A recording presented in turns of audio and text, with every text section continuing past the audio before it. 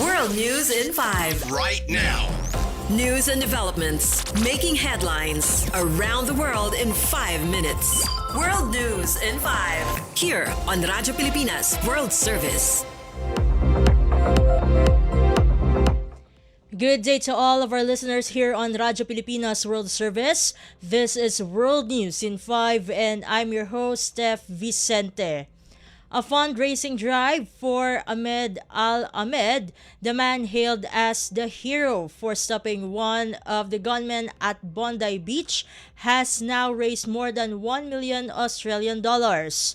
The BBC reports the GoFundMe page has already reached over $1.5 million and continues to grow.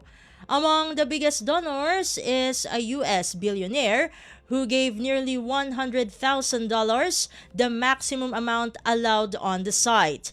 Ahmed, a fruit shop owner, was not supposed to be at the scene. He was simply out having coffee with a friend when the incident happened. His father, Mohammed Fateh Al-Ahmed, said Ahmed acted out of compassion, awareness, and concern for others. New South Wales Premier Chris Minns also praised him, calling Ahmed a real-life hero during a visit to him in hospital.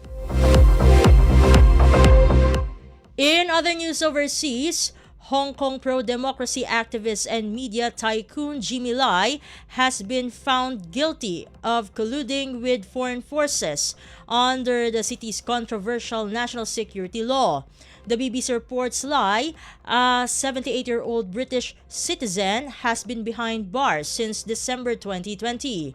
He pleaded not guilty but now faces a possible life sentence. His sentencing is expected early next year. The court said Lai used his now closed newspaper, Apple Daily, to encourage foreign governments to impose sanctions on Hong Kong and China. Hong Kong Chief Executive John Lee welcomed the ruling, saying Lai's actions harmed the country's interest and the welfare of Hong Kong residents. However, human rights groups strongly criticized the decision, calling it a cruel and unfair judicial process.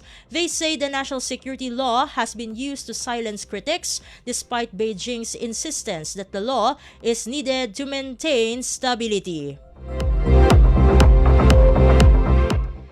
And finally, Iranian Nobel Peace Prize winner Narges Mohammadi was taken to hospital after being beaten during her arrest last week, according to her family.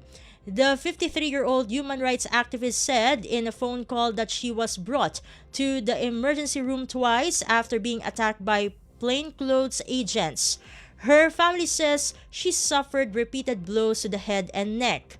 Iranian authorities have not commented on the alleged assault. However, they say Mohammadi was arrested for making what they called provocative remarks during a memorial ceremony in the city of Mashhad. The Nobel Committee and award-winning filmmaker Jafar Panahi are among those now calling for her immediate release. Mohammadi is the vice president of Iran's Defenders of Human Rights Center and was awarded the 2023 Nobel Peace Prize for her work opposing the oppression of women and defending human rights. She has spent more than a decade in prison. Since 2021, she has been serving a 13-year sentence on charges she has denied. And that concludes today's edition of World News in 5. For Radyo Pilipinas World Service, this has been Steph Vicente. Good day and stay safe, everyone. World News in 5. Right now. News and developments making headlines around the world in 5 minutes. World News in 5. Here on Radyo Pilipinas World Service.